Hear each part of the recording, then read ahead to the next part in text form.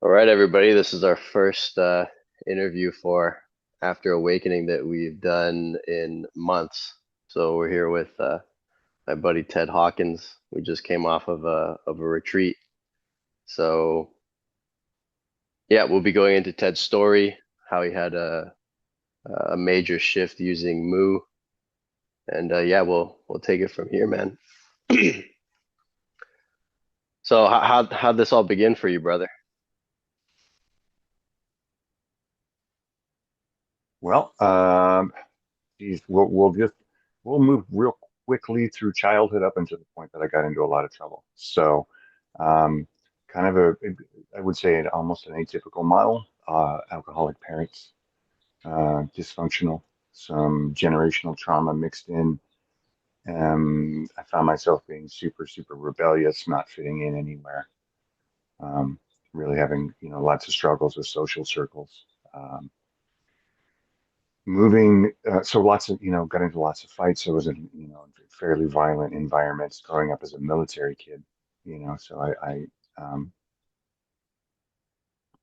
found that my teenage years were not what you would call the real active, like standard. I went to prom and I joined the football team, whatever. I was very alternative. I was on the fringe of social circles, which just seemed to further cement my isolation and my sense that um, I don't really understand what's happening. I didn't understand things like social circles. I didn't get it. Um, was never quite able to plug myself into those. So that just left me more of as an outsider. Um, as I moved into my 20s, at some point, I would say like mid 20s, started going to a lot of raves, which expanded, which got me into lots of psychedelics. I had a couple of really, really massive shifts, including just a complete and total blown out non-dual experience. How old were The you when reason, that happened? um, let's say 25, maybe 26. So before 25, 26, nothing with any of this on the map, or did you kind of have inclinations when you were a kid? Um,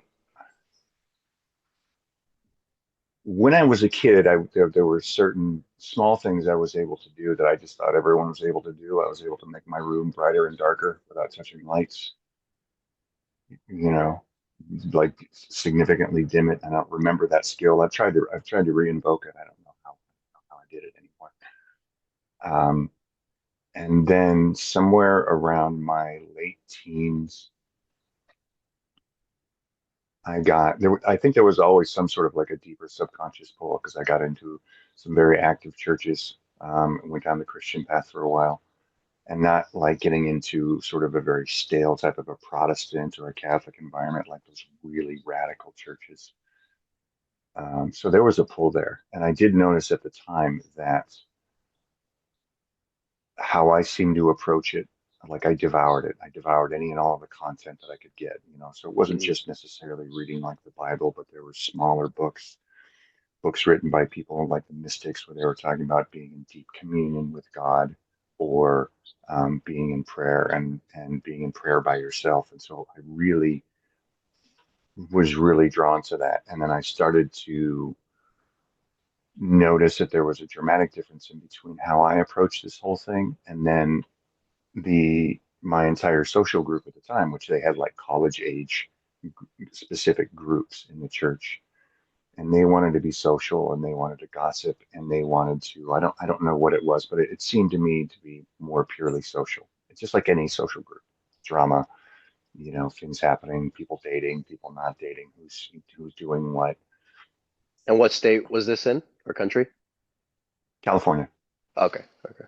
Yeah. Okay. What state was this in? Oh, Uh, this was in San Diego, right? yeah, yeah, yeah. Um, and I can remember a very pivotal moment of sitting in some kind of college age Bible study, and I had already been a little bit ostracized by my transparency, because I felt like a very genuine seeker. So when I was struggling with something, I was very vocal about it. I would just let it all hang out because I wanted to understand it, transcend it, or get some relief from it. Um, and that ended up being used against me. And it's not like as if I was sharing anything like, oh, I just killed somebody or anything extreme like that. It was just, your generic sense of like doubts and concerns and weaknesses, and I don't really understand things, which came from a not knowing and a sensing that there's something far bigger here than what everyone else seems to be talking about. So the pastor at the church was actually the one person in the entire organization that he seemed to have a very, very direct line to God. He was great. So when I was around him, he would say things like, I sense there's something with you or something on you, but not in a negative way. So there was some sort of back and forth, I think, energetically. But when I got into these social groups, it was pretty terrible. So I can remember that the pivotal moment was sitting in a, a college age Bible study midweek, and they opened with a prayer, and I'm listening to everybody go around the circle. And already at this time, I've already experienced a ton of trauma, which has been sort of the flavor and story of my life with very extreme experiences. So my senses are already heightened to nonsense or to bullshit.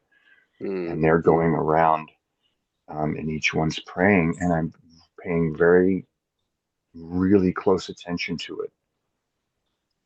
Rather than keeping my eyes closed, I was watching these people like a hawk. mm, And the prayers were just, first of all, they were endless litany, which is just something you repeat automatically. Oh God and dear Lord, and we just, and all these sort of buzzwords. So half the words they were saying, I'm going, you haven't said anything yet. And then the rest of them were, well, if you'll just give me this job, the one on 24th Street, not literally, I'm making something up now, but very, very specific, where I went, you're not talking to God. You're talking to us in the room. And like person after person after person in this group of about 15 people did it. And there was just this, out of nowhere, there was just this like, no, this isn't for me. There was this anger because I felt very much like I'm the only one in the room that's really that's really seeking. And I felt a huge insincerity from most everybody, and mm, not being able, and that was my first experience of being in any type of spiritual community where I went, oh, you guys aren't all here for the same reason. And I don't know why. I guess I had a general sense of being very naive about it, but I was really shocked. I was super surprised. mm. I just like, but isn't that, I mean, that's what we're talking about. Isn't that why? Oh, okay. All right. I mean, yeah, if you guys want to do that, that's cool, but it's not for me. And that was right. That spawned a few more series of events where I just went, this isn't cool. And I can remember actually taking this precious Bible that I had, and I threw it in a rage into this into this ravine next to the church. I'm like, no, this is stupid. Uh, and then walked away from it. So now we'll move forward to the psychedelic experiences, and having had way too many mushrooms, and then being uh, hanging out with some friends outdoors at a park, and I watched everything collapse. And I Mm. think it feels like that one was something that's where a door was really kicked open. But at the time, I had no context for it. I had no idea what was happening. What do you mean by collapse? Can you describe that moment? Sure, sure, no sense of space or individuality. But I Mm, was with 5 or 6 people, um, and the because there were some hallucinations too. The air itself, everything took on a very golden type of um, attribute. Everyone was like sort of varying degrees of yellow, but I remember being still very lucid. I wasn't incoherent. I was kind of noting things. And because I only had a Christian language at the time, what it felt like was what they described. I felt like I was in the aftermath of the second coming of Christ. mm, mm, I was like, yo, it was just, this is it. We're here. The relief. I'm like, oh, we made it. And I just tell, with the slang and the vernacular at the time, I was sitting there chatting with people, and it must have been every third or fourth sentence. I just kept telling people that God is the bomb. I'm like, God's the bomb. I'm super excited, and it's just, I don't know how they didn't.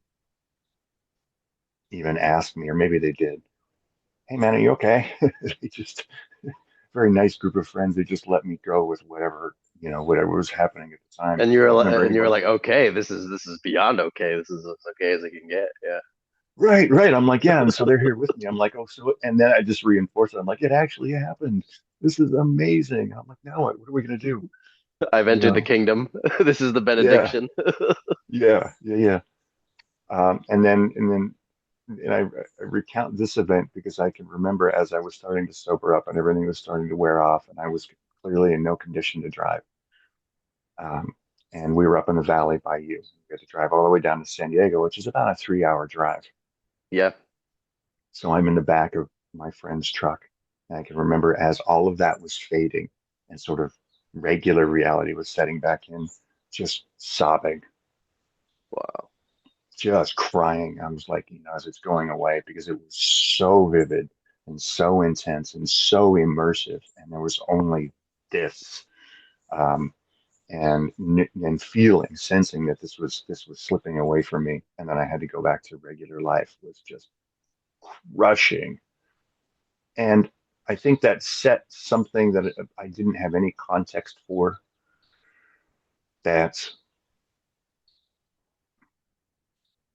became either a filter or a lack of a filter for the rest of my life. And the filter was basically this: I would watch people walk around, myself included, in how we behave and treat each other and how society treats each other, and just this deep sense of, I don't think we're doing it right. There's a way better way to do it. This feels off. But I could never quite pinpoint it, and I didn't have anybody to guide me or anybody to say anything. So that plus a lot of unresolved trauma continued to manifest all the way through my 20s into my 30s. I discovered heroin, which was the magic key for me, which took all of that frustration and all of the extreme sensitivity that I had to everything, up to and including people. I've always been very, very, very sensitive. Somebody could say something that would be mean, and I would just be crushed. You know, Hmm. when I found heroin, it was magic. You know, um, my favorite way to describe it is that it took a volume knob on all of existence and just turned it all the way down. Everything was quiet. It was still. It was manageable. And as a result, right before before I got really into it heavily, I was a pretty pleasant individual. Hmm. This because the overwhelming sense of well-being was back, and there wasn't that constant need to manage stuff. And if people said things that made me very upset, it just didn't matter. I mean, obviously very artificial and quite harmful, but at the time I didn't care. I just knew that I needed relief. And you were tattooing at the time, or what were you doing for No, I relief? hadn't. When I first got into it, I hadn't started yet. Okay. Hadn't started tattooing yet, and I didn't just naturally go full bore into like, okay, I'm going to be a dope fiend. I'm going to, start robbing people, and you know, um, I had, maintained things like jobs and places to live my whole life, so I would have, periods where I would get really strung out, and uh, then get clean, and then I'll be fine for a couple of years, but it would come back, and so it was lots of this, and then sort of try to maintain my, you know. Quality of life, as it were. But the longer it goes, the price becomes more severe. Initially, you might just get fired from a job, and you go, okay, well, I got to tighten this up. And then the next time, well, then maybe you get evicted from your apartment, you know. And Hmm. then the next time, maybe you sell your car for dope, which I did. So that's an actual event.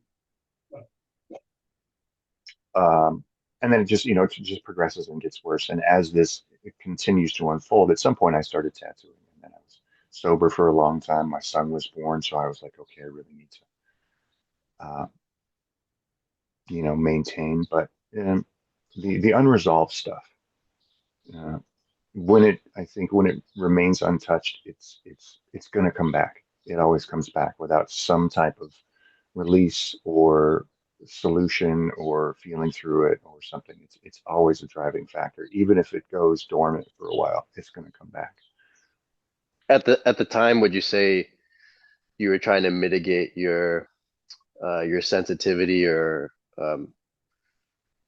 I remember you've said to me in conversation that as a kid you were always very sensitive. So with the heroin, were you trying to just dampen down the intensity of everything? Is that how Absolutely. it came off, or was it more like you were Well, running from the pain of the past as well?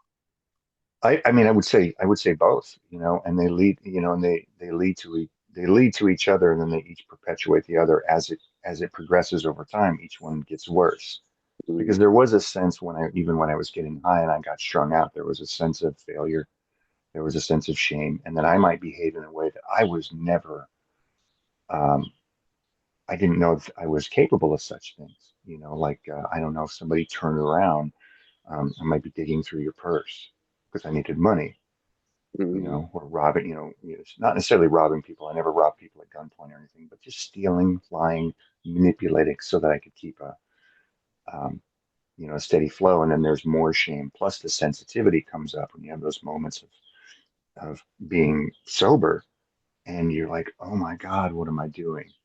Then mm. helplessness and frustration sets in because I'm internally saying to myself, I don't know how to get out of this. But this is also going up against I know there's a better way to live Right. that we had established earlier. And now I'm part of the problem. More shame, get loaded more. I think that's a pretty standard addict model, to a degree. Um, Did you feel that these were parts of yourself that were suppressed that were now coming to the forefront and it was all helpless, or did you feel that because of the drugs that were actually mm, things that were coming up that were not you, that you didn't recognize as being part of yourself, and now those things were beginning to dictate behavior?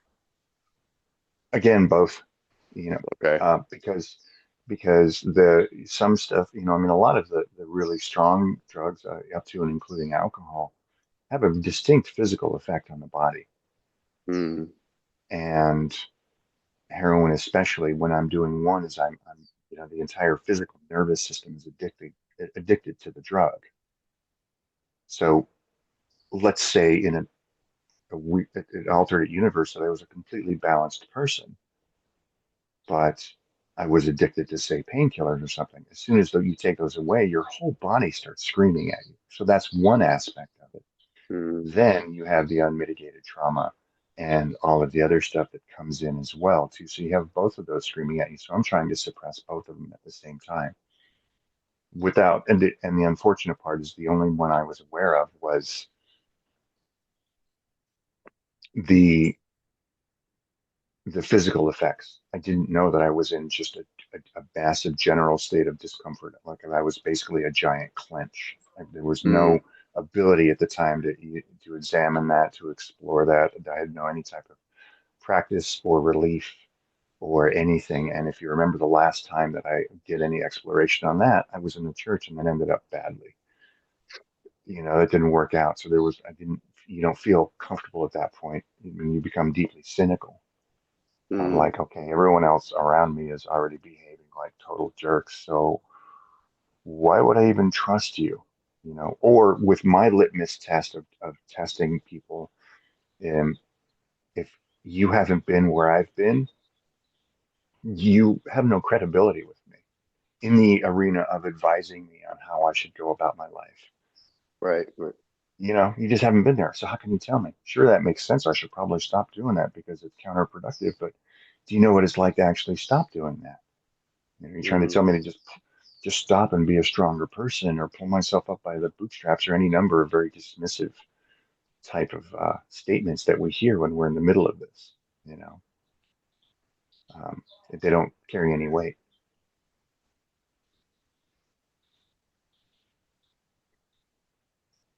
So from about 26 onward, what was the crisis point, or when this really all started to unravel and fall apart? I mean, it came in waves. It first started to unravel right, I'd say a year or two before my son was born, Mm, and I got picked up for a DUI, but it was DUI with drugs. And then I had some stuff happen where they decided to, and some other pending type stuff where they said, all right, well, you're going to spend a year in county. So, as you, okay, and this is before your son was born. yeah, yeah, thankfully. Okay, okay, yeah. And that was a pretty strong eye opener. But also being in there, I was exposed to a completely different culture as well that I had never really seen before. It was terrifying Mm, because I was super sensitive. So unbeknownst to me, I started rebuilding a persona to defend my extremely sensitive self because you're in there with gangsters, you know, right. um, gangsters and some a lot some people like me that have just made poor decisions, but a lot of people that were I guess you would say closer to like hardened criminals. Hmm. So did that, got home, stayed, did really well for a period of time. I want to say 3 or 4 years. And then during that time, my son was born. Mm, And then the old demons came up again. And it was very subtle. It wasn't like I went, oh, let's go out and buy a bunch of heroin and a needle or something. It was, oh, let's do a because his mother was inclined to want to party and whatever. Let's do a couple of Xanax. That seems like fun. Or let's just drink too much, or whatever it is, and that will indulge that sort of the feed that addictive, that hunger and that tendency. So that will wake it up. And I found that every time I returned back after being sober, that it really accelerated the rate at which I declined and the rate at which I did damage. mm, So my relationship with her deteriorated. My son was 3 or 4. I wasn't living in the house. She and I weren't working out very well. We had both struggled back and forth with being sober. So she said, you need to live somewhere else. I don't know that I could really deal too well with the shame. So I went full bore and really got my head around a lot of Xanax, um, mm. off and on for a bit, and then got into a Xanax blackout, which I don't really remember very much of, How but long I that do lasted? remember the blackout was about 3 days. But when you're blacked out, you're still functioning. It's not, I think you maintain far more motor skills than you would if you were, say, drinking or something, Mm, because I already had a massive tolerance to it. So I remember breaking into a building that I didn't want anything out of. And then I went to like a Walmart and stole a camera, like a digital camera. But I asked the guy to show it to me. He opened the case and then closed it, and I put it back. And then he puts the keys in his pocket and walks away. And as he's walking away, I just gently grab the keys out of his pocket and I open it up, and then I go about my business, and of course, all this is on camera.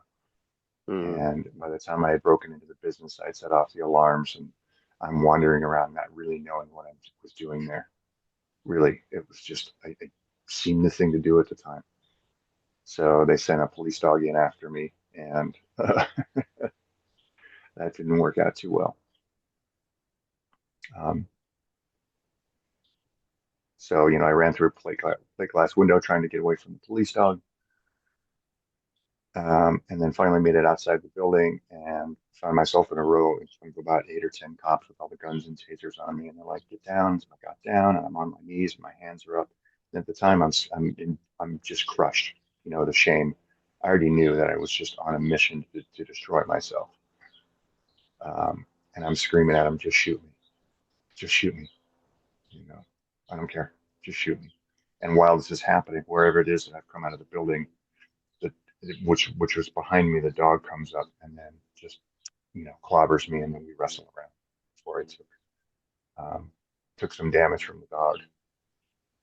So, and then I passed out, and I remember waking up in the ambulance with them cutting my clothes off because it bit through my leg and through my pants, pushed the fabric into the wounds. I'm just blood everywhere, and passed out again. Woke up. They're like, "Okay, you're in surgery. What am I doing here? Go back to sleep." They anesthetized me. And the next thing I remember is waking up with the sheriff kicking me, going, "Sit up straight so we can take your mug shot." Damn. And Yeah, and then I didn't see the streets for 4 years after that. Wow, because you had a prior Yeah, offense, so that was. yeah, yeah, yeah, and yeah. Um, so interspersed in those two, there was a couple of I don't. I'll just touch on them briefly. We'll just say that they were representative of the desperation that I felt. There was a couple Mm, of very deliberate suicide attempts, both of which I came out of very.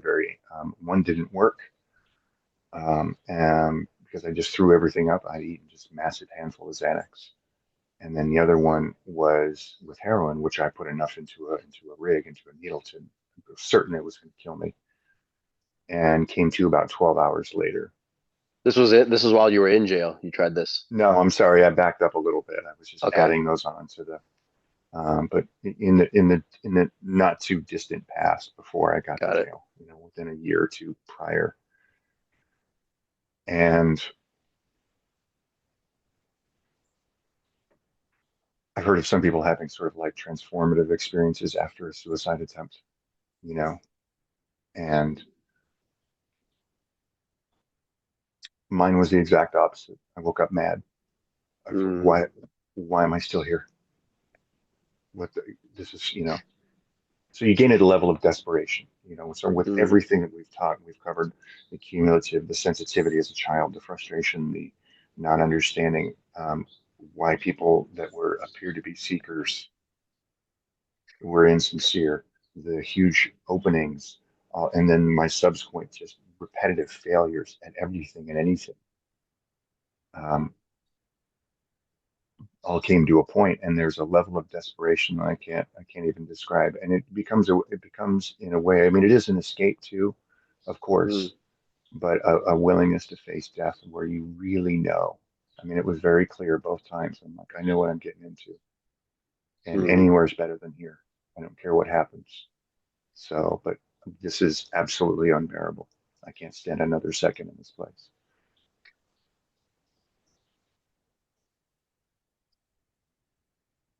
And with the attempts to take your own life, I'm guessing you ended up in the hospital, or how where were you living at the time? One of them I had rented a hotel room, and I came to enough to kind of function. Somebody drove me someplace and dropped me off. The other one, it didn't. It was only a few hours, and my body just rejected everything that I'd swallowed this big handful of pills. So I was already addicted, I was already strung out. So it was just like I was extra high for a day. And how did that?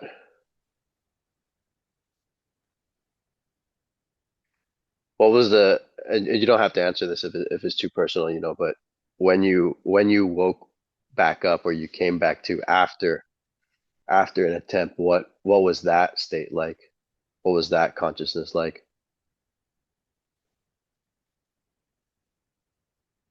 Uh, well, you're still high, so there's that. But there was underneath that there was just a greater sense of despair, just a deep sense of frustration. Yeah, Um, so it just compounds even really, more. yeah, rage, anger, just like, and that was, and then the addict kicked in too because that was the last of my dope. So Oh, what was gonna, and so you know that at some point that's gonna be the all right. I'm gonna have to go out and get some more. And I'd already stolen all the money that I could steal from this was really at the end where I didn't have any more resources. mm, I had taken this girl's car who was nice enough to put me up and help me. I was sincere. I said, I want to try to kick. I want to, try to get off this. You're gonna have to babysit me. And then as soon as I mean, she went off to work and she lived on site where she worked and she had a car. And I was like, well, nope. I think I'm gonna just go ahead and try to off myself instead. So I stole her car. You know, um, yeah, yeah. And all these events too. Later on, these are also compounding the sense of shame and the sense of failure that I had to of unpack course. many years later. Of like, what a mess I've made of my life. Where you just go, I don't.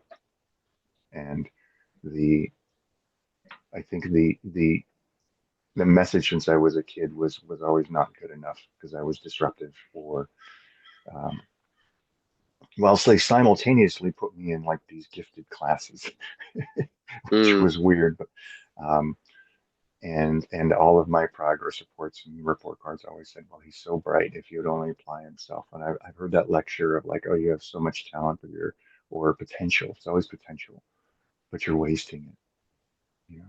And Did anyone after ever several, bother to ask you what was going on at home or how you felt about things? no, it was a different time. Yeah, I found the same thing. Yeah, it was a different. I mean, I graduated or would have graduated high school in '89, so it was a different era altogether. You Right. know, if you got in trouble, they just wanted to punish you. You know, so for the most part, they weren't Yep. hip to any type of new somatic practices or therapy, even things just like the old remedial family models, like the dysfunctional, like the scapegoat or the hero or the lost child. Those were just starting to show up, and they were revolutionary. Like, whoa, this is wild. We just unpacked. So, yeah, they didn't know what to do with me. Yeah, in my case, I used to play drums, and I think it's probably 16 when this happened or something. And my grandfather was visiting, and in the drum head there would be these really deep, some really deep indentations from like hitting the drum, like super super hard. And my grandfather looked at that and he was like, "What's with the indentations?" And I was like, "Yeah, I hit the drum too hard sometimes." And he's like, "Why?" And I said, "Because I'm angry." Mm, And he said, "What is it that you're angry about?" And that was the first time in my life that someone asked me that. And it was the last time for years that someone asked me that as well. So mm. yeah, it was just different back then. People didn't really go there. Yeah. So so up to the crisis point, um, you know, you've got an injury now. What was the pathway from that point to jail, and then what was your family's response to all of this? The people that cared about you, or even in a way, the people that you were running from. Um, I mean, my social circle at the time was all normal functioning people. I was the one guy in the group, you know. I wasn't hanging out with I don't know, people that did a bunch of drugs. I didn't gravitate towards those social groups. I didn't hang Mm, out in barrios with a bunch of gangsters. But I didn't not that just. I mean, you ended up being there later, but that my standard social group just all kind of watched me, and just one by one, they just went, you know what, you're just that guy, and they don't want to have anything to do with you after a while. mm, And everybody had varying degrees of how long they put up with my bullshit. And some people tried to help, some people were very compassionate, and other people um, were just couldn't. Maybe it triggered something for them, and a whole bunch of them I either lied to, manipulated, robbed, borrowed money from, never paid it back, which is robbing basically. Like I'm not breaking into houses with guns or anything. Um, mm, so just one by one, you eliminate them all. Same thing with the family, where they're like, we don't even, you can come over and visit for a minute or two, but we don't even want to leave you unattended. Something's going to come up missing. mm. Yeah.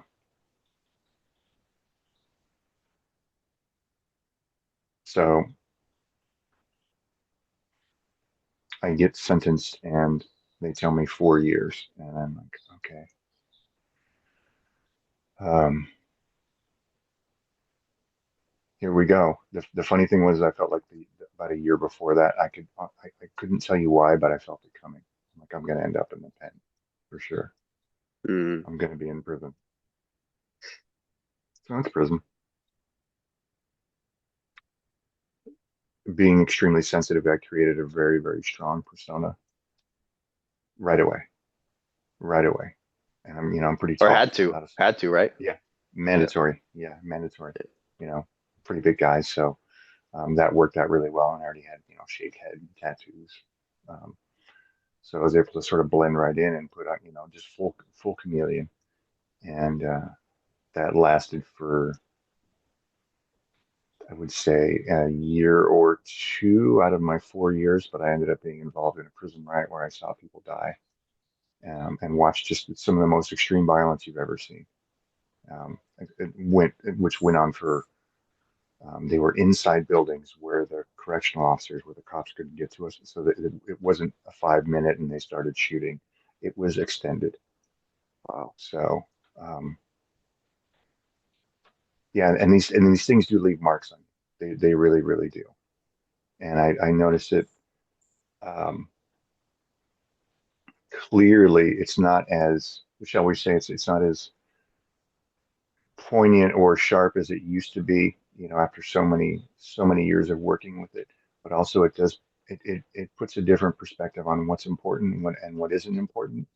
Hmm. And um, it made it very hard for me to understand why people were upset about the simple things that they were upset about. Somebody said something Of wrong. course. Okay, you have indoor plumbing. What's the problem? You're safe. You can go down to the Burger King and get yourself a Whopper if you want to. Freedom of movement. You can go outside when you want to. Hmm. All your needs are met. So, and then there was this weird. I don't know. I can only assign my interpretation to what I'm about to tell you next. Is that there was a weird movement that started to happen, and I don't know where it came from. I like to call it grace. I really, really do. I like to call it grace. At some point, Hmm. all of the politicking on the yard for me, which means being very involved in all of the stuff that's happening, trying to be a somebody on the prison yard, trying to be in the social, in the structure there, it really started to sour for me. And it just, something came up where I went, this doesn't feel right. And I found myself with an opportunity to move across the yard into a different building that was there for the workers. So people that could, for the inmates that do all the daily operations of the prison. We run the prison. Painters and carpenters and welders and stuff like that. They do all the basic maintenance and stuff. And I gravitated towards that because those guys over there aren't trying to lose their jobs. They have it pretty good and they get paid pretty well, and nobody's trying to politic. They're not running around bored. Everyone has jobs over there. You have to have a job to move into these buildings. So I moved over there and started hanging out with a slightly different group of people that were a little bit more. Um, a lot of them were going to like AA meetings, or they were going to therapy groups, or they were involved in stuff. They were trying to make the most of their time. Right. And a group of us were sitting out on the bleachers one day, and I looked down, and there was this was the moment, man. This guy had this book, this generic book on meditation, and I just went, and I'd been exposed to it one time before. Just a friend had kind of given me a brief overview of it, what Buddhism was about. I tried meditating a few times, it seemed pointless, so I stopped. And I saw this book and just went right for it. And I couldn't tell you why, but I was transfixed. I'm like, hey man, let me borrow that, please. Yeah, sure. So he let me borrow that, and it was a beginner's book. So it covered different types of meditations, what meditation was, very, very just sort of getting your feet into, if you don't even know anything about it. What was the book? And I can't remember. It's a big, meditation for starters, or a beginner's guide or something. I don't even remember. Hmm. But that I think I read it 3 or 4 times and really went, oh, okay, all right, okay, and started some of the very basic meditations. But in the back of the book, there were a number of other books listed that were here if you want to dig deeper into this, or if you like a specific flavor described in the book. And I went right to the Zen section because I spent my childhood in Japan, Hmm. and they showed the three pillars of Zen, and I went, ooh, I think I want that. And so I think I called my dad outside and said, can you buy this book and send it in? And he goes, yeah, sure. So he sends it in, and that's kind of where I would say that's where everything really, really, really either started or got going. I grabbed that book, and it was just like a whole different world. Up until that point, I'd never heard about enlightenment. I could understand what the potential benefits or the effects of prolonged meditation or inquiry or being in retreats, any of that. And here was this book that not only gave me all the breakdowns to it, but then showed us the inside of what happens in the middle of a Zen retreat in a session. And at the very end, the best part was they recounted, everyone got to write down, there was like 8 or 10 different enlightenment experiences. And I read those and I just went, I have to have this. Hmm. Oh, okay. All of it makes sense. This is what I've been going for the whole. Or another way, which these existed simultaneously of, uh, I don't have anything else left. So why not go for this? Uh, So it's a little bit of both. there's Um, there's nothing better than the full pursuit of Dharma with a mountain of desperation behind you. it helps gain momentum, does it not? Right. Yeah, it's a powerful motivating force. Not to jump too far ahead, but that sense moved. That stayed for a long time. It stayed. Um, I don't have anything else.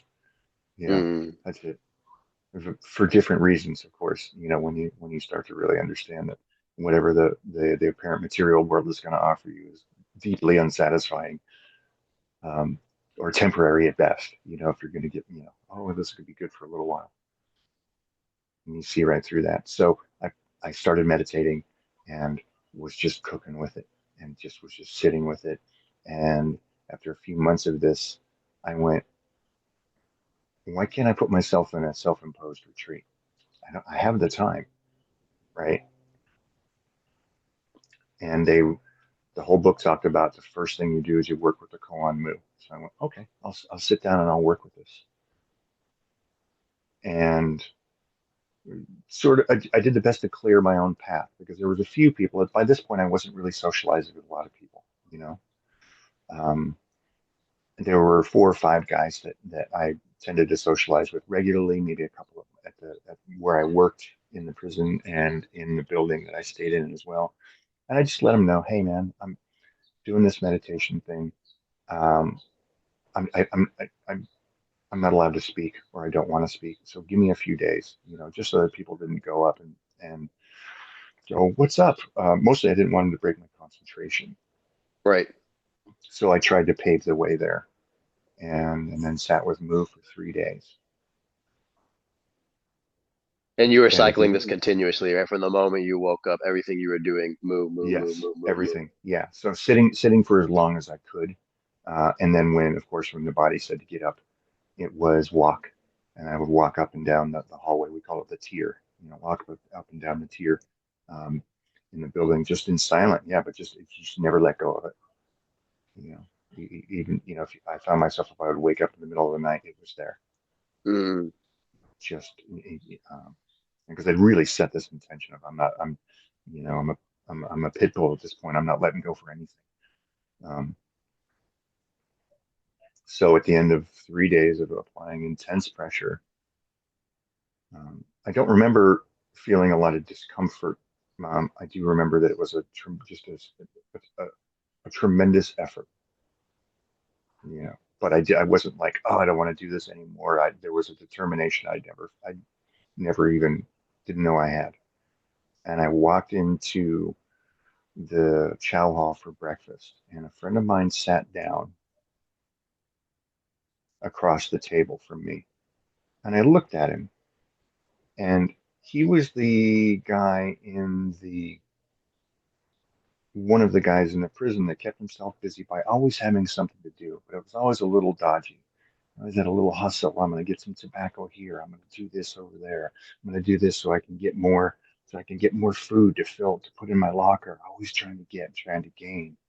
And so I always had something going on. And I looked at him, and like the last thought I had was, wow, none of his or my efforts can make anything greater or less than. It's just perfect as it is. Mm. Like you can't either be increased or decreased by anything that we do. And that was the last conscious thought that I had at that point in time. And then it just went and opened. And The gateless I gate. just, Yep. yeah. So I had to, and I didn't, I was really kind of beside myself. So I really didn't know what to do. You are told when to get up and to leave. Everybody has to do it in order. So I had to sit there and finish my breakfast.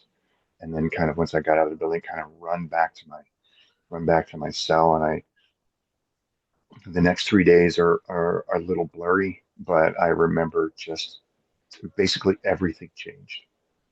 Everything changed, and everything was perfect. And I was remember looking at a book that was at my feet, and I'm like, oh my God, the book is Buddha. Mm. Mm. Everything.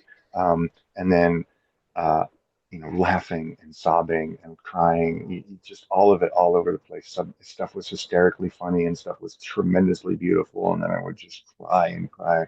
The sobbing wasn't any kind of despair, though. It was relief. It was just Mm. relief, like tears of joy. Um, and then that slowly started to go away. And it was really hard because I'm in this environment, where I have to maintain to a degree. So you have to pull yourself together a little bit. But I would find myself going off into little corners or little areas where nobody else was, or be out in the yard, like have a quick giggle or a quick cry or something, because it's just you can't stop it. I wanted to walk around hugging everybody and telling everybody about it, but I knew better. Thankfully. I was like, well, I don't think this is going to be a good idea. But it was the point is to try to contain that was almost impossible. I don't think I would have been able to had I been in a different environment.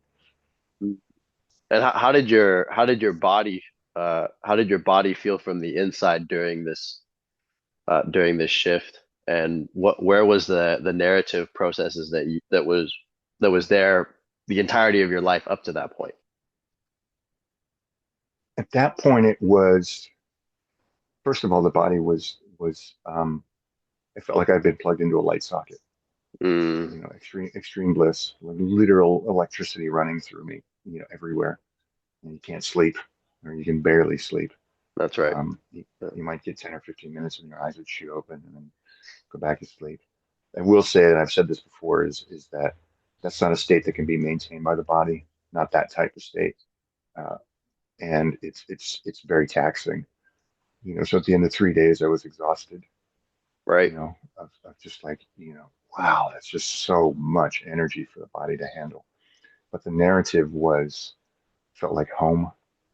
It felt like at last, it felt like, oh yeah, this is what it was all about. I made it. Congratulations. Um, right. Yeah, yeah. Finally. You know, yeah, yeah. Lots and lots of that. And then, of course, reading the book in joy and just looking at it and going, yes, of course.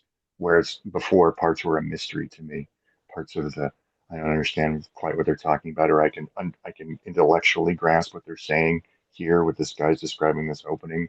But now I'm like, oh yeah, of course. Yeah, yeah, yeah, totally. Yeah. Yeah, Um, everything's Buddha. Makes sense. Totally. yeah, yeah. The unfortunate part is I didn't really have a teacher to guide me, so I know the analyzation process was because I really wanted to hang on to it. Yeah, of Really, course. yeah, really, it actually probably ramped up a little bit as these 3 days were ending and the bliss was starting to close down. And of course, at that point, I'm making a direct connection of the bliss is the enlightenment. Mm. So as the bliss fades, then the enlightenment is fading. And then now we're back into what so many people have experienced of I had it, I lost it. Yes. Oh Yes. no, come back, come back, come back. Um, because I just didn't know. And who was I going to talk to? Right. Uh, and then, I mean, but you still, no matter how much it closed down or got, um, what's the word, appropriated or something along those lines. Cover it up. Yeah, obscured. Yeah, yeah, like while the mind kind of tries to grab it and all that. Yeah. Yeah. Yeah. I'll still always look at that point and then try to remember how I viewed existence and it's a before and after. Right. It's just because you just don't you unless you've tasted it, touched it, had a direct experience of it, you can't possibly know. And then it goes over to here, even if that closes down to almost a pinpoint of light, everything's different, Yep. you know. And so that I there was definitely a riding of that wave and that cloud for the rest of my prison term, which I think I had like a year, maybe a year and a half left at that point. So it made things Wow. much easier. Were there any Um, attempts to cycle Mu again and react enter this again, or were you just I don't not think so. I concerned with think it that? was feeling, yeah, I think it was feeling pretty good about it. Okay. There was the initial panic of like, oh, it's kind of going away. And then the one frustrating thing was the mystery that the author was very careful to leave out. And now I see that I'm almost convinced that it was deliberate. In the Enlightenment stories that are recounted in the book, whoever's telling the story, because they asked 8 or 10 different people after a Ken show to describe what happened,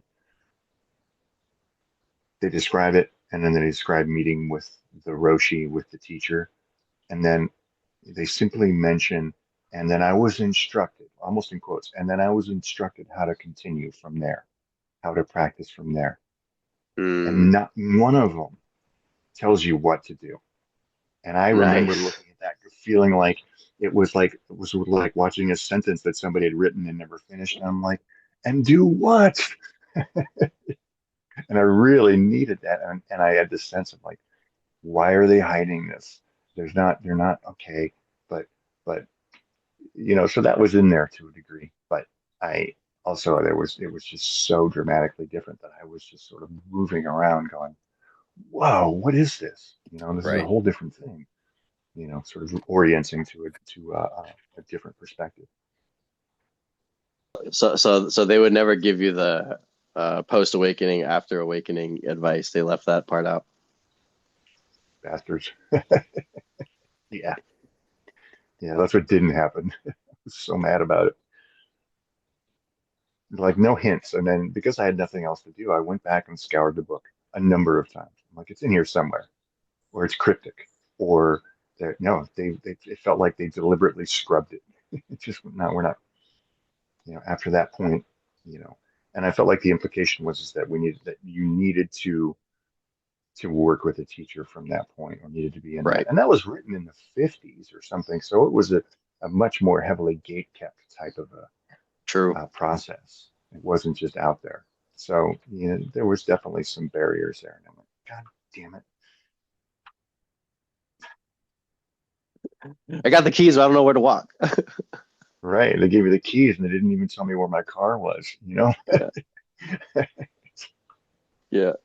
So you wrote out this kind of rest of the year, and how was your how was your personality or your sense of the character? What was that like after the fact? Was there this kind of distance, or did you find that it just came back force and all of this pain was coming out?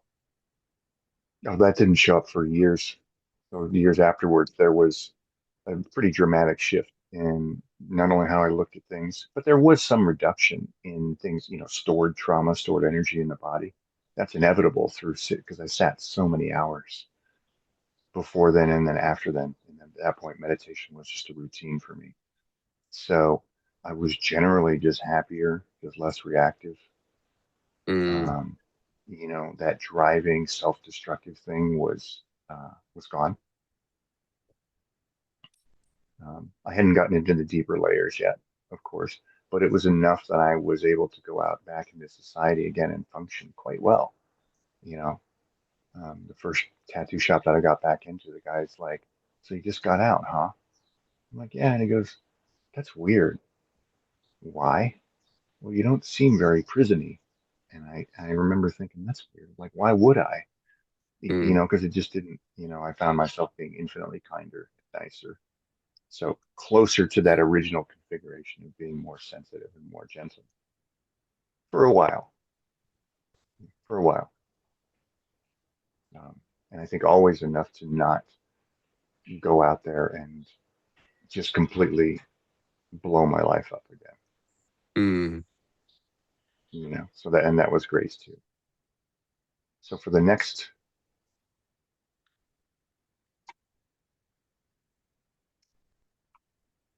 10 years, the whole thing seemed to be off and on. It was because life happens very, very fast, right? And I got out and all the circumstantial stuff in life. I had to get custody of my son. His mom right. at the time wasn't being a very good steward. And then um, I got together with my current partner and very old friend Amy, and she, had her things, and then starting, let's build a life together. And then a couple, 2, 3 years into that, it was she needed to move to Buffalo to take care of her dad because he was getting older. So now I'm picking up and moving across the country. And then we get there and I start tattoo shops, opening up shops. So all of this life activity of just reestablishing, and I'm sort of playing catch up, or at least trying to, for making up for, the better part of, 15 years that I lost wandering around in circles. Uh, and the seeking started to return. Mm, And by this point, we're into where the stuff is just starting to show up on YouTube, and it's just starting to show up. It's gonna be out there, and I'm starting to understand there was still a sense of a deep sense of incompletion in what had happened. Also in stored experiences, traumas, whatever that had never been touched. At that point, I still didn't know that that's what that was. mm, So the seeking began in earnest again, but it looked a lot less like just sitting and meditating because I felt like, okay, well, I did that round, sort of ran that out, took that, and it ran its course, and that's as far as you can go.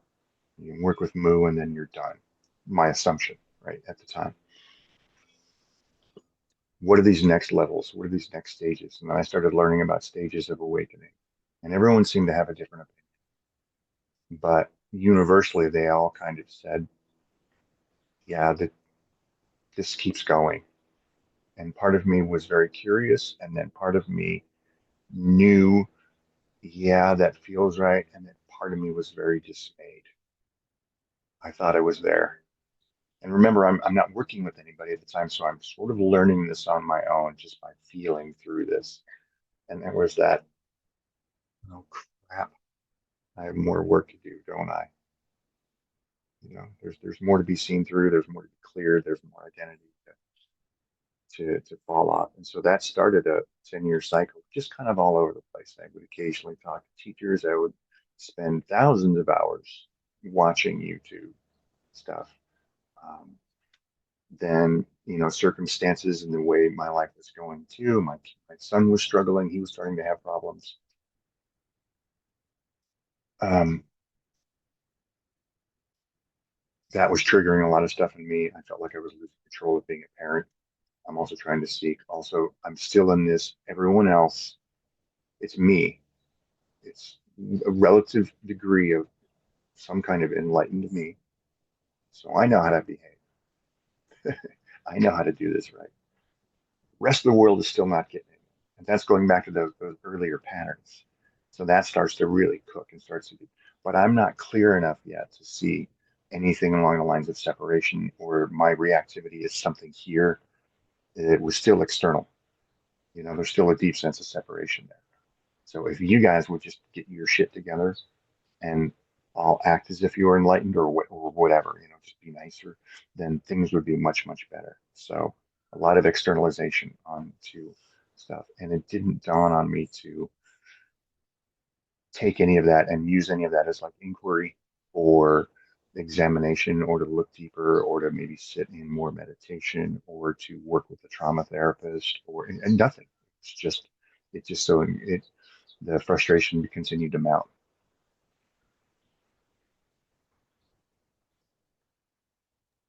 this And in this post stage, what was it that you were seeking specifically for your suffering to end, or was it to get closer to that state that was touched? And at what point did you kind of get it that it wasn't the opening wasn't the bliss. It was the presence or the Buddha nature itself. Hmm, good question. Um, I don't really know at what point. I do know because some of this wasn't even registering sort of as conscious thought or something that I was able to even look at or analyze. I know that my sense of frustration seemed to be growing, and that my old awakening or whatever that state was had long since gone stale. And it became more of an experience that I could remember, even though things were somewhat different, but it wasn't different enough to be dramatically life changing. And then I started listening to folks on YouTube describing states that I had never touched into or stages. And I went, oh, and heard more than one person say that Kensho was just the first round. And I went, ah, yeah. And I'd like you deeply know, but that's all what's happening on an intellectual level. On sort of a deeper feeling sort of a level, there was still kind of a pull, and I couldn't describe what that was, but it's still a yearning. It's because it's not complete. You're not, it's not. You're like, ah, I still feel like I'm a person here in the world. So what is this? My world's better, but just doesn't, it just didn't feel complete. That's all. So I don't remember when that happened. I think that slowly just ramped up over time um, until it got to be like a pressure cooker. I couldn't stand it anymore.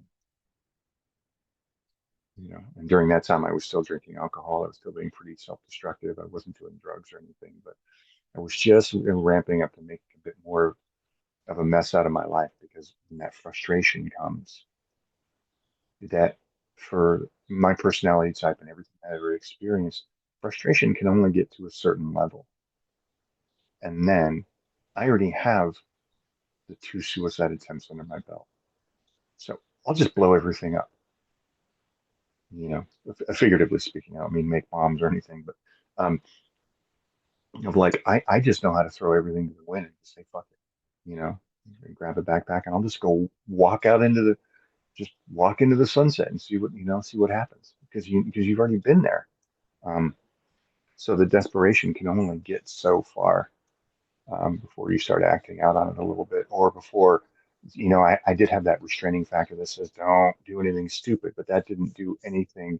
That sort of sandwiched me in between the mounting frustration and then here's this level of release of blowing something up, blowing your life up, doing something very self-destructive, and then having to live in all those consequences.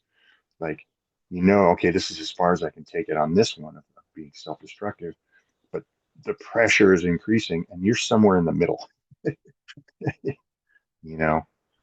So you really feel like you're caught in a vice. So we're at the really starting to unravel point. Yeah, yeah. So much for keeping the history to 15 minutes or less, huh? That's true. Good point. I, they got me again. So, the story's hard to tell sometimes. I don't. It's not. It's not there. It's like I'm talking about somebody else. I can recount it in memory, but also it's some of it's getting dimmer and dimmer and dimmer. Mm. But 3 4 years, okay, that makes sense. So now what I will call the trauma is starting to ramp up, the frustration is starting to ramp up. The circumstances are not doing very well. My partner and I are having problems, and um, and it was in this point in time that really strange things started to happen, and I hadn't had a whole lot of openings or shifts or anything really since that first one. But Mm. this is where it started to get weird, and I was starting to have mystical experiences and um, glimpses and things. Something that was, I will just call it. It was something else. It wasn't normal life or even sort of a post awakening type of a feel to it. And the one that, um, as you and I talked about before, the one that I that you and I ended up even talking was the one that um, I saw that you had experienced too, and I'm sure it's happened to other folks. I just haven't heard anybody talk about it too much. Was um, when Source shows up in its unadulterated form, Hmm. and um, and it's like the bright light of complete and total annihilation, Hmm. and lays you out. And when you said that, and you said that in an interview, I heard you. Ah, yeah. And I don't remember that one. That one was not a wonderful thing. Clouds didn't open up. I didn't see floating Buddhas. Not all was right with the world. It was pure terror Hmm. and the deep sense too. And also, um, it felt like I got checked by God because there was a real deep sense of, okay, so this is what you want. You Right. want this? You have been asking me for this, so here I am. And I went, and I can remember literally saying, I think I was standing, and it happened, and I think it happened twice. One more intense than the other, but one of the times I was standing, and I think I had to hold on to the edge of this kitchen sink. I was in the kitchen, and I remember almost backing up and feeling like, okay, I yield, enough, too much. You win. I'll just stay here in the form. I'll stay in the body. Fine, because whatever you're offering me right now is equating to complete and total annihilation, which is different than death of the mind and the body. It's a different animal entirely. What brought this on? You Um, started practicing again?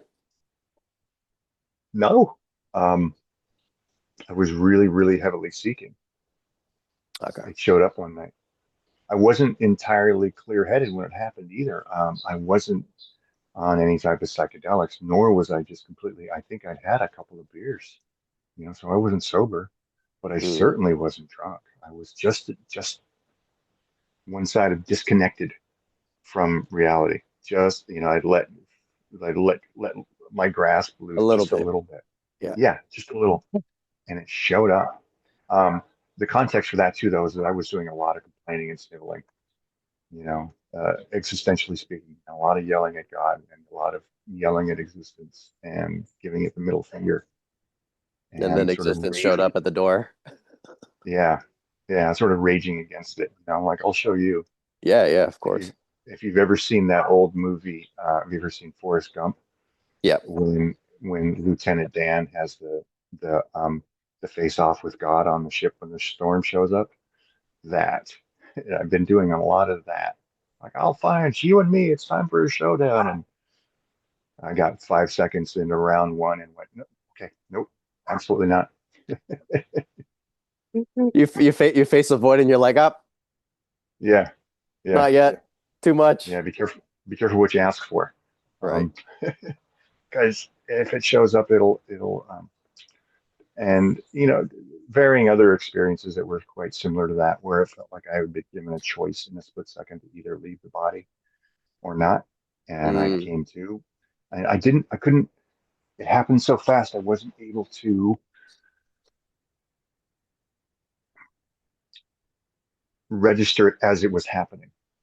But it was just a few moments later, and then it took me a full 2 or 3 days to really sort of sense into it and unpack what had happened. And it was like, yeah, I'd been given a choice, and that was the same thing of the Kensho but stronger, where I kept feeling like I got plugged into um, a light socket, and the whole body, but way more intense. But it was just whap, and I sat up, and then I laid back down again, and it happened like 3 or 4 more times Mm.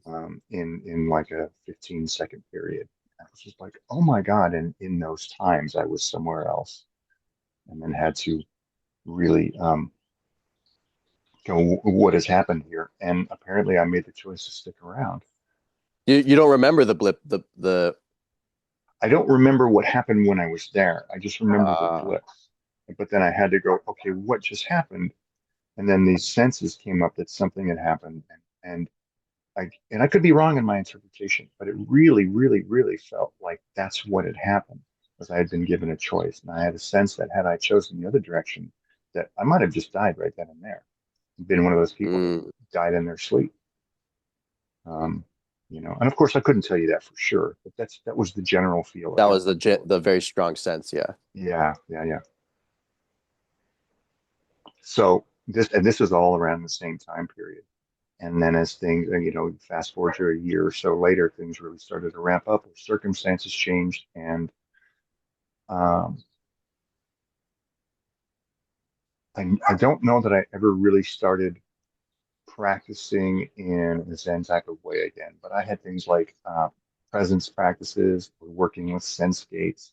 So, or, and my general sense of presence started to ramp up as well.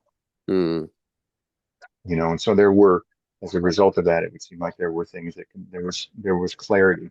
But as the clarity continued, and now I'm in this heightened sense, and I'm still in the vice now. Um,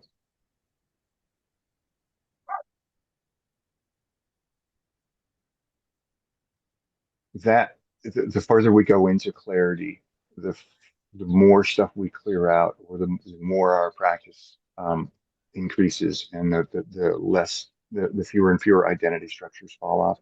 What also is falling off is all of our coping mechanisms. So, mm, or ability to hold anything off. So all of the stuff that's underneath that we've been unconsciously suppressing is starting to show up to the surface, whether I had any say in it or not. mm, You know, and that all came to a head when I told you this, when I had somebody give me a mantra to work with, where I said, I love myself and I feel safe. And I worked with that for 3 or 4 days. And um, that sort of cracked everything open. And it's cracked a thing open that I was unaware was even there, which I mm, just now call the trauma ball. I have different definitions for it now, but that's what it felt like. And um, that was so strong and so fierce, and I think had just been pushing up underneath the surface for so long that when it finally gave, it sort of all showed up. And so it was incapacitating, and spraying everything out of both ends for 5 or 6 days. Couldn't eat, couldn't sleep. Body was just convulsed in pain, chest pains. I mean, just everything was in pain, to the point where I said, if blood comes out of any part of me, I'm going to call an ambulance. you know. Um, what was what was the emotion or what was it that had been kept down that suddenly was cracked open by that process? Like what were you feeling? it went the entire spectrum, and any emotion that is connected to that. And if you wanted to put it into three basic categories, it was sort of how I showed up and how I'd been configured, and the things Mm, that had happened to me when I was a kid. Then the other one was um, people who I felt had victimized me and done things to me as I was older, and then all the things I had done to other people. So any and all actions in the world, plus a general sense of rage and helplessness at however it was I showed up configured, of like, these are the oh, I'm elements in a life review when you enter the bardo. Did you have a kind of sense of that when it was happening? Did you think you were yes, dying? yes. And it's funny you mentioned that, because I hadn't even thought about that until you started to ask that question. I was like, oh, it was a life review. I don't know that it was as vivid, of course, as something where your body's consciousness is shut down and you're seeing something with your mind's eye or whatever. But it had that feel, and I had to look at each thing, and I was through this 4 or 6 day period, look through each thing, and each thing had an emotional component to it, and it had to be felt Mm, fully. No pushing, no rejecting, nothing. And then it would come up and out. And of course, it's making a mess of the body. So I'm either sobbing, or constantly spitting, or vomiting. I was vomiting every 10 minutes for 4 or 5 days. Or, constantly my insides were just, it felt like everything was being purged out of me. And then that would be one. And then the next event would come up, and then the next event would come up. And they progressively got worse, because some of them were just based on, I'm upset that I'm here in a body existing. that All right. fundamental. Yeah. Yeah. Then it was, why did all this stuff happen to me? Why was I configured to be super sensitive? Why did you give me a Kensho experience? and have effectively stopped any further progress. Why did you show me stuff, Bardos, that I'd experienced at other times where I know that it's better there, and I'm still here? But that's just one. Then you move into the next one of why did my parents do this, and why did I get beat up by bullies, and why did this happen, and why did that happen? And those were a little bit more horrifying. But then the worst one was looking at all the stuff that I'd done to other people, because I too had been Uh, a predator. I had been a predator. I had been the aggressor. I had hurt people. I beat people up. I'd stolen from people. You know,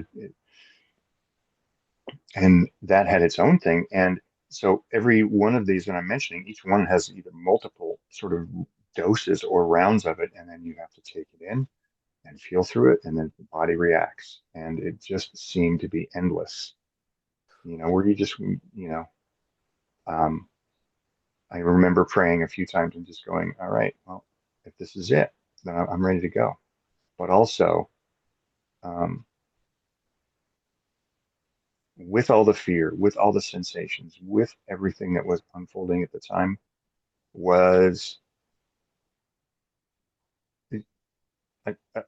sort of a surrender or a resignation um, or a sense of this is what needs to happen. This is necessary.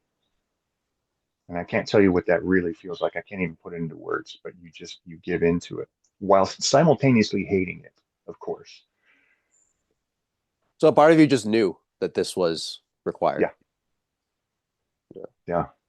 And where was the sense of the God that you had been lashing out at during this? Was that was that element present or not so much? Silent, Silent, yeah. much to my dismay. Or I don't know if it was silent. It wasn't showing up in a form that I wanted, and I sure as hell wasn't getting any relief. Hmm. At that point, it was if I could lay down on my side for 5 or 10 minutes without being in some sort of crippling pain or cramp or convulsion or something coming out of me on either end, it was like the most blessed relief, you know? So yeah, dead silent, nothing. Hmm. Hmm. Hmm. Was this the most difficult moment of your life? Yes. Specifically seeing the things that you had done and then having to unwind that? Oh yeah. Yeah. There's been, you know, because it's all there at once and I have no coping mechanisms. I have no alcohol, I have no booze. My Wow. partner and I had temporarily separated, so I was living in an apartment by myself. You know, I did have one person I was talking to just a little bit here and there, but by and large, I was going through this whole thing by myself. And I did have the thought a couple of times, I'm going to die here, and I'm going to be that they're not going to, nobody's going to know I've died because I'm not in contact with anybody until they notice the smell, Right. Right. right? Wow. So it was that type of aloneness where you just okay, well, so be it.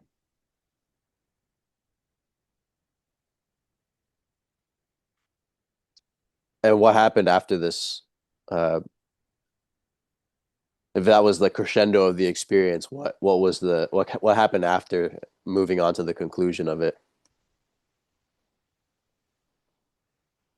Started to clear. Um,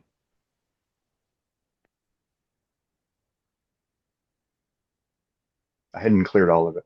We'll just say that I cleared the larger clog. If you imagine a drain pipe that's Yeah. got one big object stuck in it, but it might also have a whole bunch of other bits and stuff on the side. We got the big one out, right? Yeah. So things were different. I felt better for a period of time. My perspective, my perspective as to, I mean, you feel lighter. You definitely feel like you feel 10 or 15 pounds lighter. Um, Oh, I'd imagine. yeah, yeah, yeah. It was weird because space and time distorted quite a bit and stayed that way for a long time. The only way I could describe it is I felt like because I wasn't quite ready for it. Everything felt Right. 3 feet closer to me than it should be. no matter how far away it was. Mm. Everything was just a little too close. You know,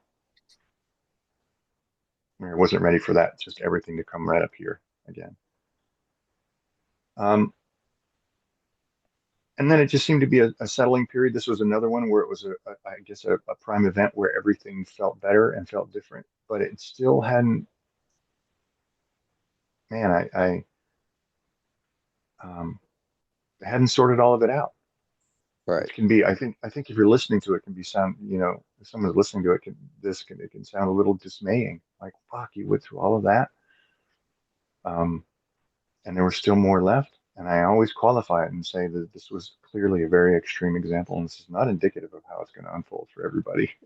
Right. So, Right. disclaimer, gotta hold up the disclaimer in bright neon letters. How long ago was this?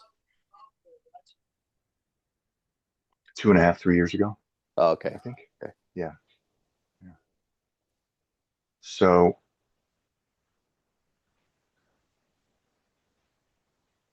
that created, I will say that created space for the rest of it to start to be, to be, stuff is flowing through this figurative pipe now.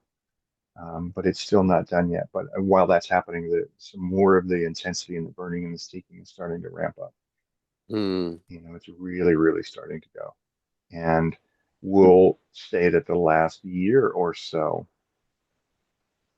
has been,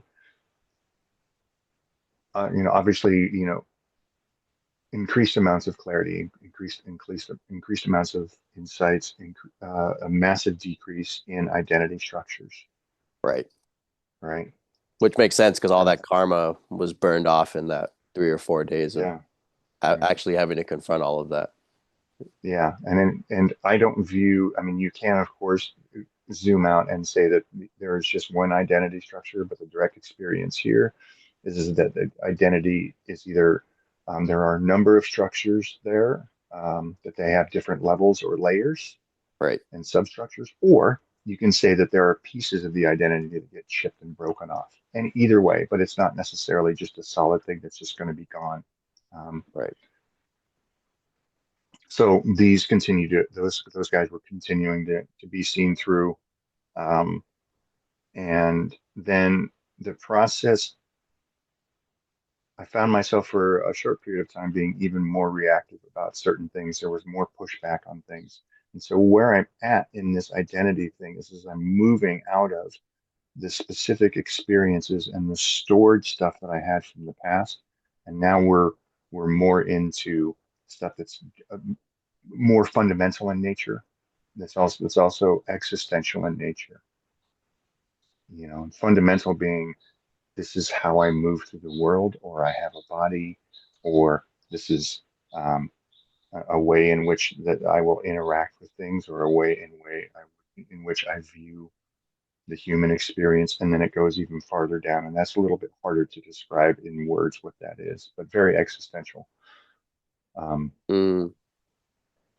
Time, space, body, no body, self, no self, um, and it's like the water draining out of something, and then there's stuff on the bottom, and you'll see it start to show up, and so whatever residual stuff comes up, it's like at that point you are already so far down the rabbit hole that you don't even bother to try to engage any type of coping mechanisms or whatever. You just go, this is what needs to be felt through. And I might flap my arms and be frustrated about it or upset sometimes. Other times you just go, well, this is what it is. Right. You know, I mean, you and I over the weekend, we definitely experienced. I shared with you that there were still the ones where I'll make some noise about it. Oh, fuck. So it's not as if you're always 100% just like, yeah, bring it on. Right. you know, But you but say the there is a main continue, sorry. no, but there is a general sense of like, yeah, you're in it, and you know that there's no escape. Right. You know, so you can flap your arms if you want to, but it's not going to do you any good. And so it started to really take on a momentum of its own, where I would find myself surprisingly triggered about the what seemed to be very, very small stuff, but it was all fundamental in nature. How I've Mm, plugged myself into an apparent world and how I think the world should be. Um, mm, and the other aspect was stuff that was really directly connected to really strong base emotions based on identity, mm. anger, fear, separation, sadness, um, resistance itself, those type of things. And those were showing up in my dreams when I was asleep. So I had no Ah, choice. Yeah. And I might have five different dreams that, the sort of the plot of the dream might have been a little bit different, but every single time the dream was about anger. And mm. there was just no need to try to interpret something subtle about it. It was so plainly obvious. Okay, this is about anger.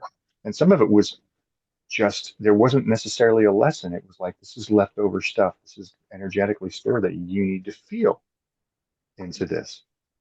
And then you'd wake up in the morning after having this intense dream where you're just feeling and feeling and feeling and feeling, and then we'll wake up and then go, okay, there's another little round of it in there or whatever. And that went on for like a year. Wow. So you have a lot of processing in sleep. Yeah, tons, tons. And that was not a thing when the Kensho first started or in the year after No, that. no. Wow. So that goes to show direct experience and it being the case that there is uh levels of deeper intelligence at work in this process for sure. Oh, yeah. Yeah. Um, yeah, I mean, good luck trying to manage your own process. Yeah, right. I mean, for multiple reasons. Of course, at the end you go, well, who is there to manage it? But you're going to be hanging out in the process potentially for quite some time before you get to that sort of who is there. And I know that I wanted to try to manage it mostly in trying to hold trying to hold stuff off. No, I don't need to, let me skip this part. Let me just jump right into just being completely obliterated and no self and just, pure Buddha nature, unindividuated. And like I told you the other day, I got to that point where I went, okay, maybe I'm just paying too much attention to the phenomenal world, right? Like one of these teachers says, I just need to pinpoint my focus. And then what would come out of that was I would say this sort of prayer out of frustration. I only want God, right? Hmm. I watched your video where you mentioned that as well too, and I was like, oh yeah, uh-huh. Um, and every single time where I had that, okay, I just want God or clarity or presence or whatever you want to call it, right? Only want God without fail. Wake up the next day and just massive reactivity, and here's Right. something Yeah. else you need to, yeah, yeah, just every single time. And you're just going, really? And sometimes I would laugh about it, and other times I'd be very frustrated, very put out. Going, Well, at least you know it works yeah, for sure. That particular prayer works. yeah, yeah, yeah, the success ratio in that so far is 100%. Yeah, exactly. Yeah, that's just not the form of God that I was asking for. Right, right. Looking for something a bit more blissful and angelic or, serene. So now we're pretty much at present time. Um, what would you say is still falling away versus what is now becoming very stably evident as part of your natural state? Well, my first response is it's becoming increasingly hard to self-assess, first of all, to tell you that definitively that this is where it's at or this is what it is or this is what's happening. And so anything I might say is might be um, painfully general. I don't know, but I'll try.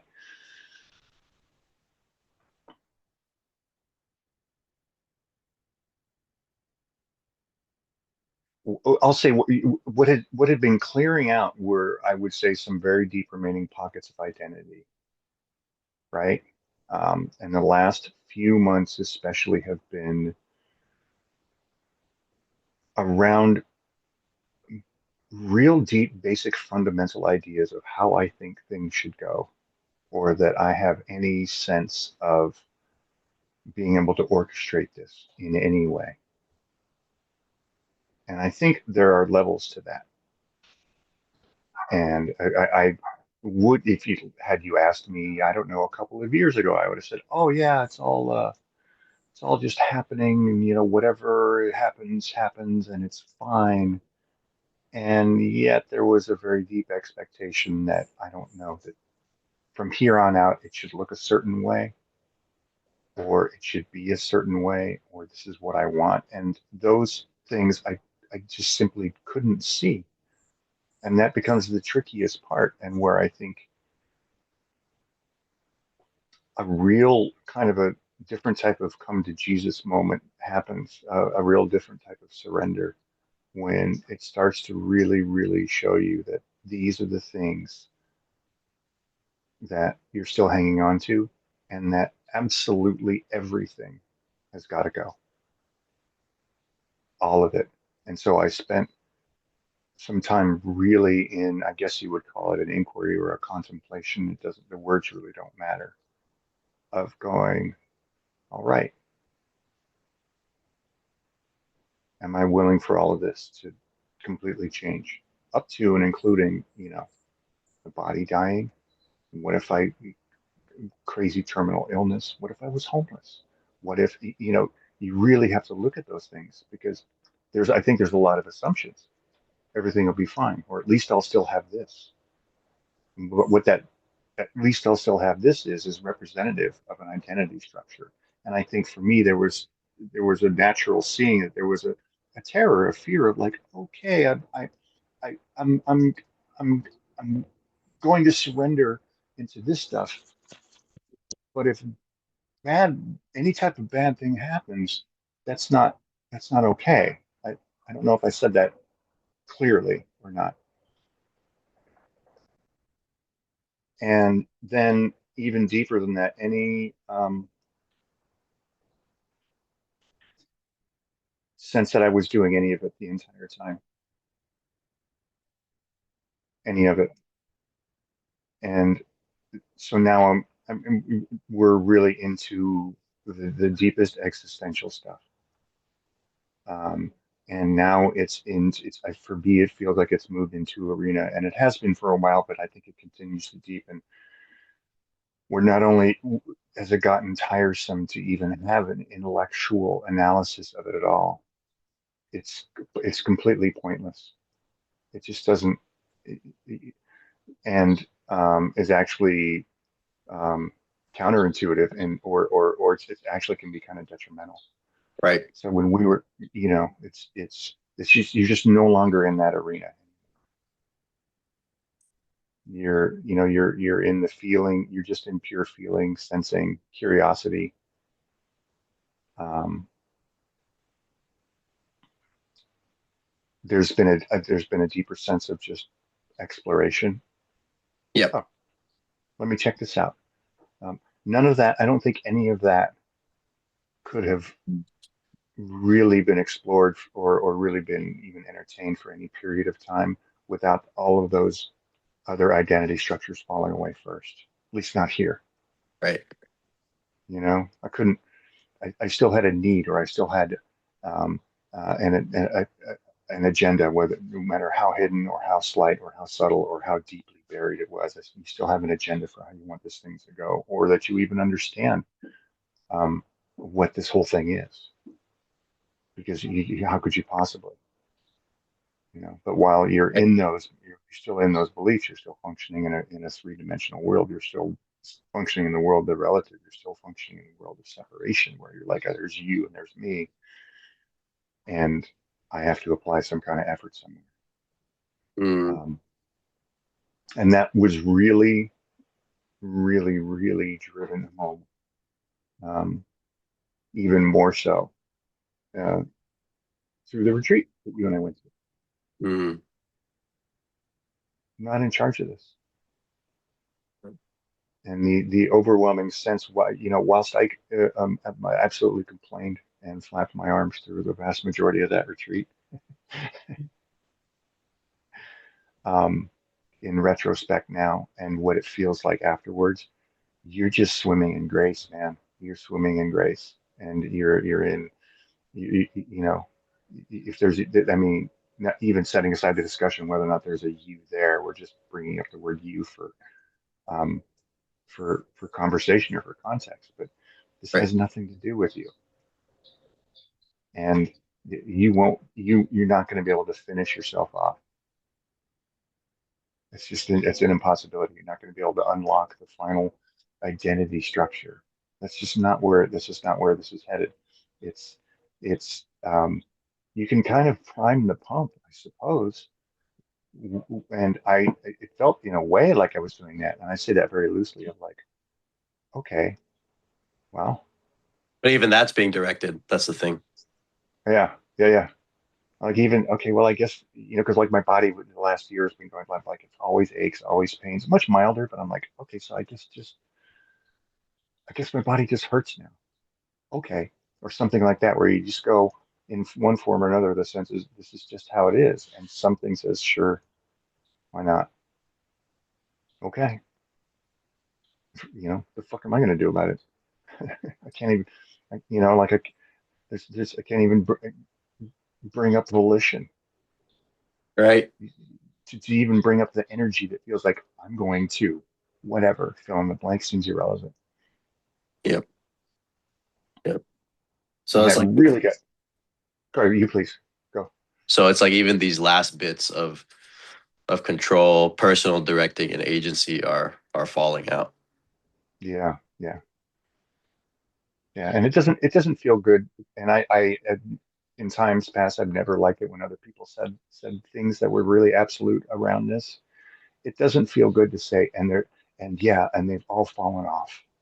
Right. I don't know. Absolutely. I Yeah, call it that's the mistake of assuming finality. It's a ridiculous thing. yeah, yeah. No, I have no idea because I didn't see the 500 other ones that showed up before either until they Yeah, showed up. exactly.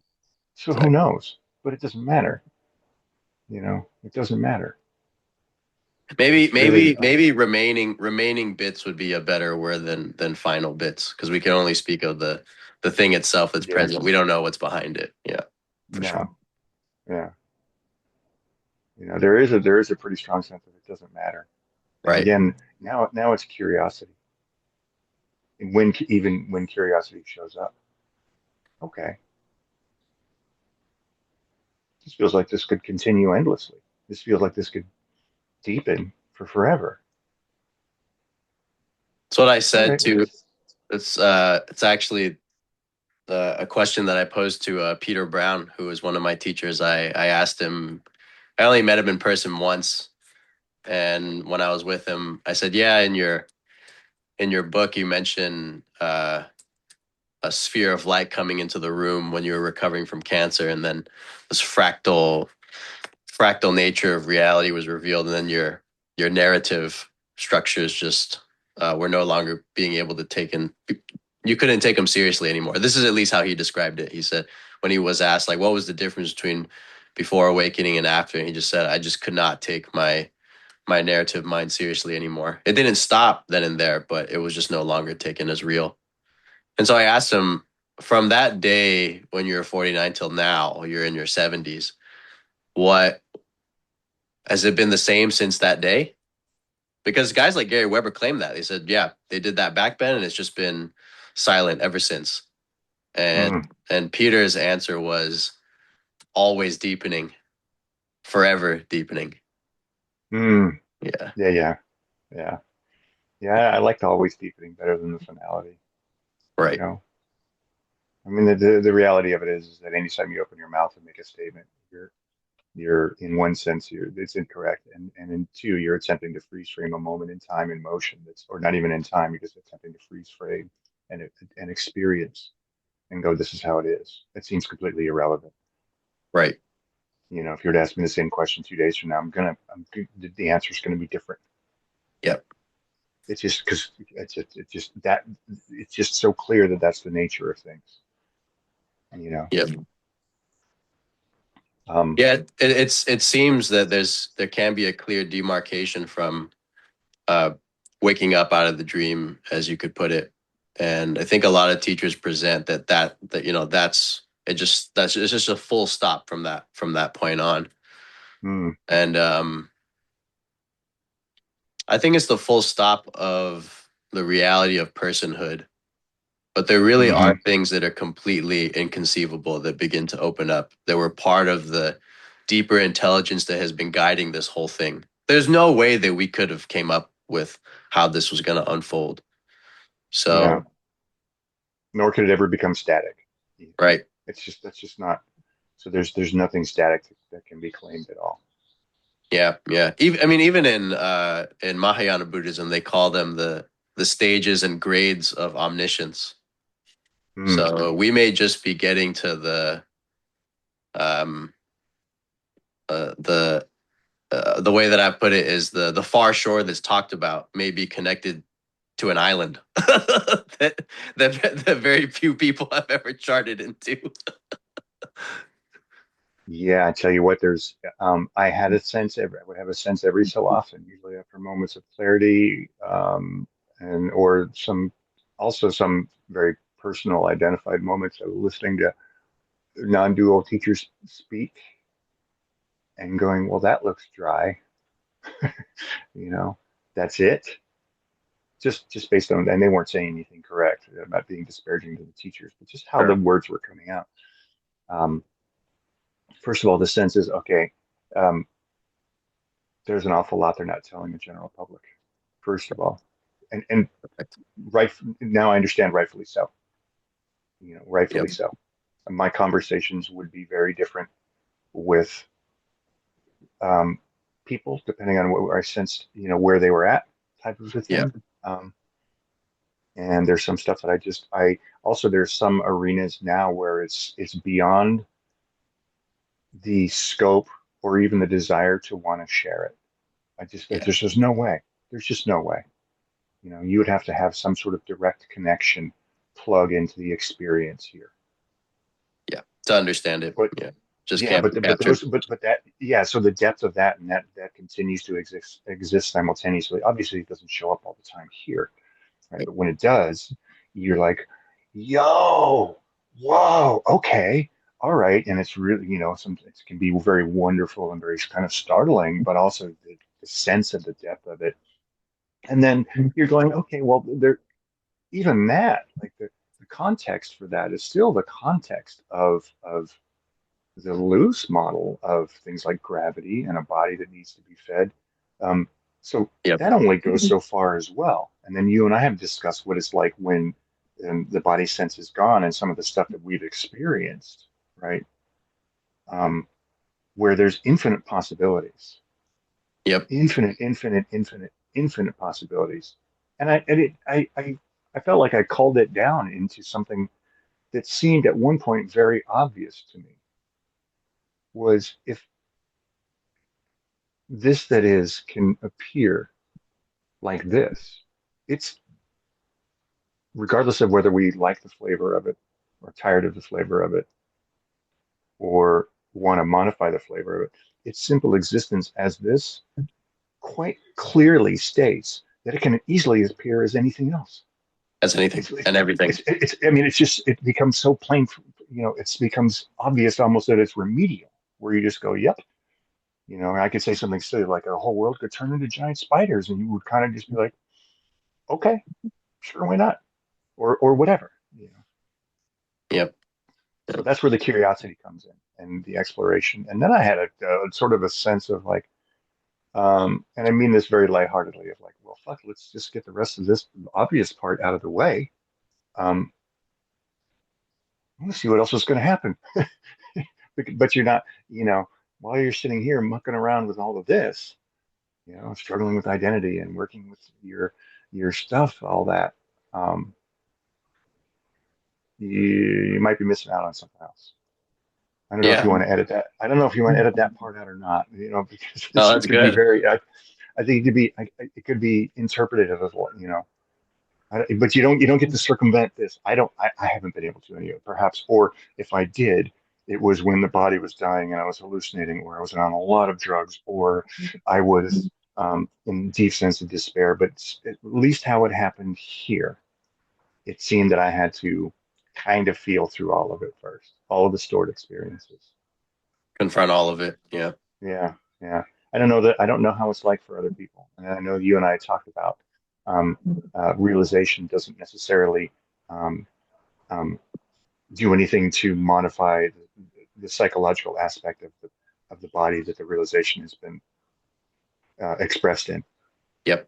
And then Yeah. I've heard stories about, you know, it's teachers that are repressive or teachers that behave inappropriately or, are, I don't know, problems with anger or problems with alcohol or I don't know, any number of things. So I can't say that everyone has to go through this, but it sure felt like it here, Yep. you know, all of it, no, no stone left unturned.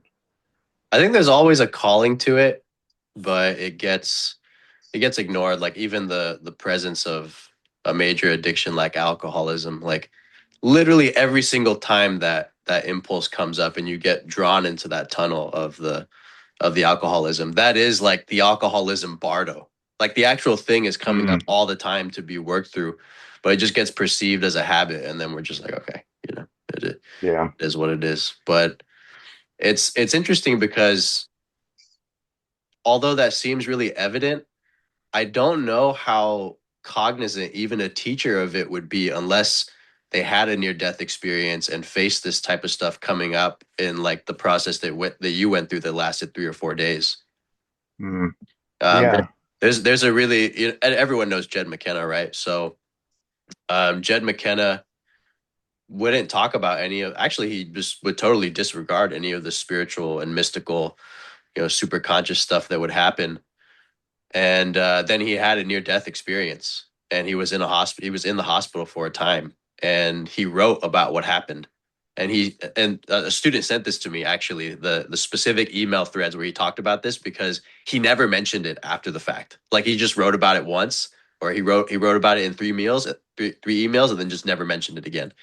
And in those emails, he actually said that when he was on the other side in the bardo, like outside of this whole space-time incarnational matrix, it was revealed to him that everything that he had went through was planned, and that the Mm, challenges that he had were set up exactly so that he could deliver the Dharma as he taught it, the way that he taught it. That deconstructive, dismissive, blowing everything out. Yeah, none of that, all that mystical stuff is nonsense, That was all part of the plot. Yeah. yeah, I like that. That's Yeah. pretty good. Yeah, exactly. You, you know, the one, and I say this jokingly, the damnable part about the sense here, and again, I could be wrong, here is um, whatever the specific flavor of this is here. Um, so the experiences have been there, seen those Bardos, near death, suicide attempts, all of that, right? There's something very specific that feels like it's being asked. And unfortunately, what's being asked here does not include instructions. It does not include information like this was planned.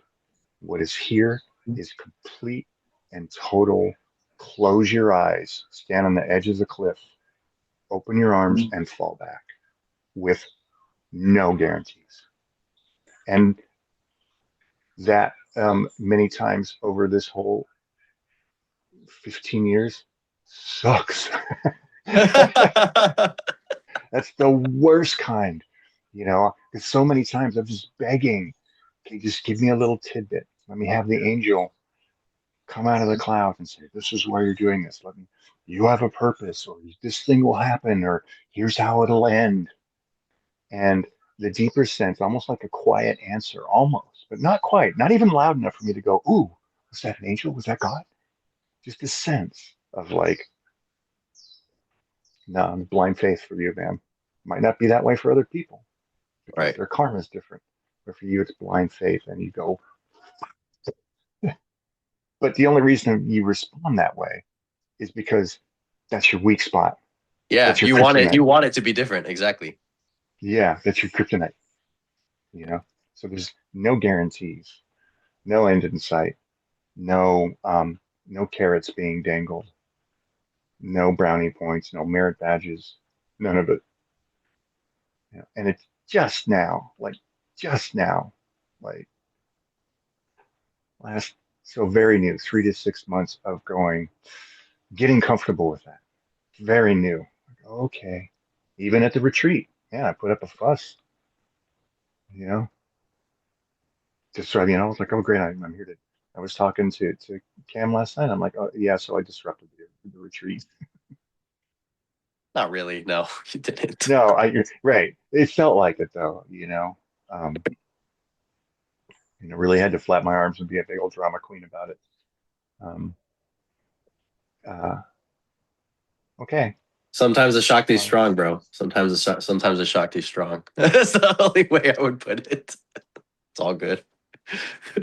yeah, look, that whole notion of like I may keep that one around for a while. Like I really like that. Meditation softens, inquiry dissolves, and Shakti burns. And I would have agreed on an intellectual level, on a thought level. Yeah, that probably makes sense, even after all these experiences, right? But to sit in it Yeah. and just go, Just get I'm on cooked. fire. Yeah, Yeah. I'm literally on fire right now. You know, and knowing it wasn't clear until much later, actually, when you caught me and I was out there walking around and walking around and walking around, and I was going around the corner and crying and then coming back, and I'm just like, and specific stuff was coming up. Oh, it's this flavor or that flavor, or feeling it all burned out and realizing that these were parts that at that at present that I had had access to before, Mm, good. you know, and that invokes the grace. Like for whatever reason, I haven't spoken too much about grace over the years, but when I've heard other people say the work is done for you, or it gets to a point where it's just grace, now I'm going, ah, aha, and then and then the nice thing is that that becomes in your vision, in your sight, that becomes retroactive, where you start to go, oh, it was all grace, Yep. right? It'd been This Grace was the whole just time. Yeah. yeah, but this was just the most obvious one. But while there was a sense of a person that had volition, it's such a paradox. While there's a sense of a person, you are absolutely asked to put forth a maximum effort. How does that even work together? I don't understand that. You can't just sit there. At least that's not how it seemed here, you know. Or another way to put it would be you have to pour the personal energy, which we'll use the analogy of that's gas, into a vehicle, and you have to drive it until it runs all the way out of gas. Yep. That personal energy has to run all the way out. You can't even stop when you've got a half a mile to go. You've got to run all the way out.